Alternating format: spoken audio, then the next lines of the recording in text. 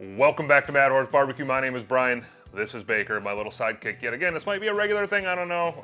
We try to not have him be in the video, and he's 2.5, almost 3, and for those of you who have had kids that age, you know that they have about 18 different personalities, and he has 19, I think. So here he is in the video, but today what we're doing is we're doing a prime rib. Again, it is right around the holidays. I love prime rib right around Christmas. I mean, no, cancel it. I love prime rib all the time.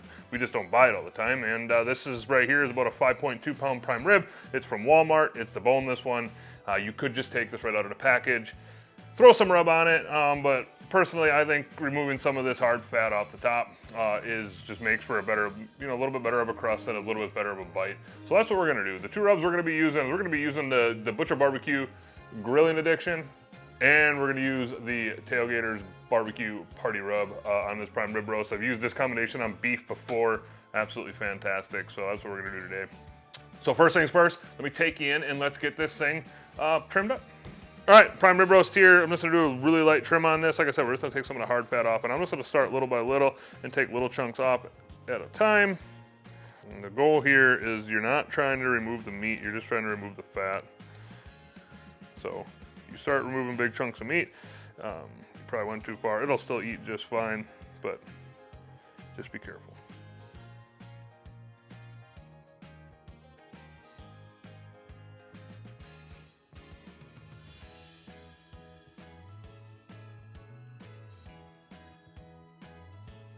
All right, and then, this is all just personal preference, like most stuff when it comes to, well, everything for that matter, but barbecue. So I'm gonna call that good right where I got it. So the next thing I'm gonna do is I'm just gonna take some butcher twine and I'm gonna tie this up just to kind of keep it in one tight little package as we cook it.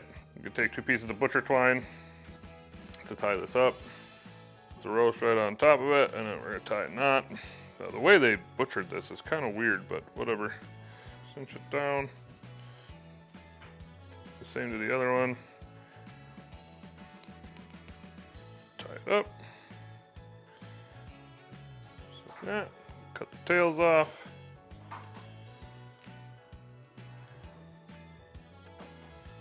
And then we're gonna go ahead and we're gonna apply the rub to this because it is about an hour or two before I want to throw this on. So we're gonna let it sit in the fridge, let the rub kind of soak in. Also gonna move the prime rib roast onto this cooking rack, and from here I'm gonna be able to transport it on and off the grill without having to touch it. All right, first things first, I'm gonna start on the bottom side. Put a little bit of W sauce on it for a binder. Not much. It's a little bit to tack up the surface.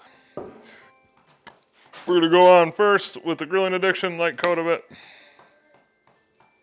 And come back with the Tailgaters. Pat it in. Work on our sides. A little bit of W sauce. Hit it with the Butcher. And come back with the party rub. And we're gonna repeat this to the whole roast. Making the tailgaters is a little more coarse, so I'm gonna make sure when I'm done doing the tailgaters, I kind of push it in. So repeat till everything is covered.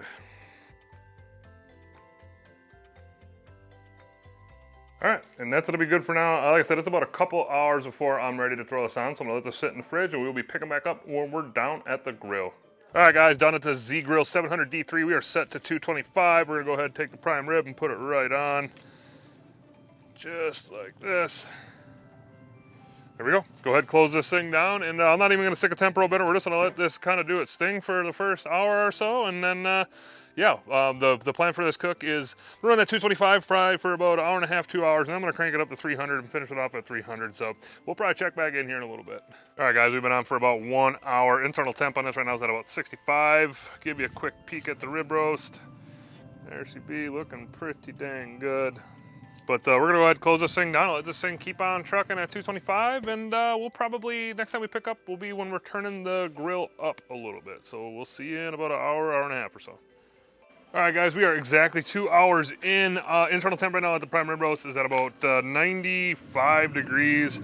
I just turned this thing up to 300, but I figured I'd give you a quick peek. You can see I do got my meter plus stuck in there. We're going to be shooting for medium rare in this, so I'm probably going to pull this off probably at about 120, bring it in, let it rest for 30 minutes or so. But yeah, you know, cook's going good. Man, at 225, the first part of the cook, I just did turn it up. You can see I got 300. It's heating up right now. So now besides that, there really isn't a whole lot more going on to this cook. You know, I just started it off low and slow for a couple hours.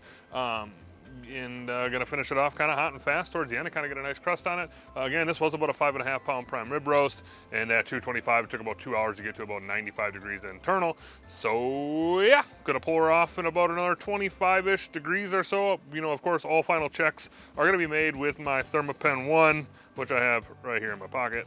But yeah, I'm gonna sign off, and we'll check back in a little bit. All right, guys, been on for exactly 3 hours, 2 hours at 225, 1 hour at 300. Internal temp right now is at about 120 to 121. Give me one final look at this prime rib roast before I pull it off. But boy, that looks good. I can't wait to eat into that. I mean, the color on that is starting to crust up real nice, but we're gonna go ahead, close this thing down. I'm gonna pull it off. I'm gonna let it rest for about 20, 30 minutes, and then we'll pick back up when we're slicing into it. So we'll see you then. All right, guys, we are back, and it's time to eat, time to slice into this, see how we did. Real quick over to cook times. This is total cook time of 3 hours a day, 2 hours at 225, 1 hour at 300. Took this off at about an internal of about 122 to 123. Brought it in, let it rest under some foil on this pan, you know, on this tray for about 30 minutes, and now it's time to slice into it. It smells fantastic. I got the little man here with me again for some reason. Why are you here? Okay, yeah. But anyways, let's let's cut into this thing and see how we did. All right, first things first, I'm gonna get this twine cut off, or the butcher's rope, or whatever you want to call it, and see how we did.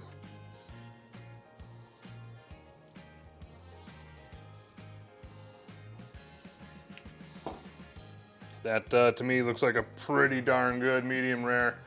Get you a little close up there. You can kind of see, you know, when you cook these things, you know, low and slow first, it really gives a chance for the roast to kind of balance out and cook even wall to wall. That's why you don't see like a gray line around the outside. But I mean, just give me one more peek. That looks absolutely fantastic. So now I can't wait anymore. Let me get a slice cut and let's do a taste test. Let's go ahead and give this a try. Try a piece of the spinalis first. I gotta say, that is absolutely fantastic. You know, for a Walmart prime rib roast, that is very tender, very flavorful. The flavors you get from the Tailgaters BBQ Party rub and the Butcher BBQ Grilling addiction, absolutely fantastic. Z Grills, again, rock solid performer. So now that's about all I gotta say. Unfortunately, my Vikes didn't win today, but you know what? This is a good consolation prize because prime rib for dinner. You know, that's good any night. So, you know, give this a shot. You know, Christmas is right around the corner. This should be a relatively easy recipe to follow. I guess the kid doesn't like it, so.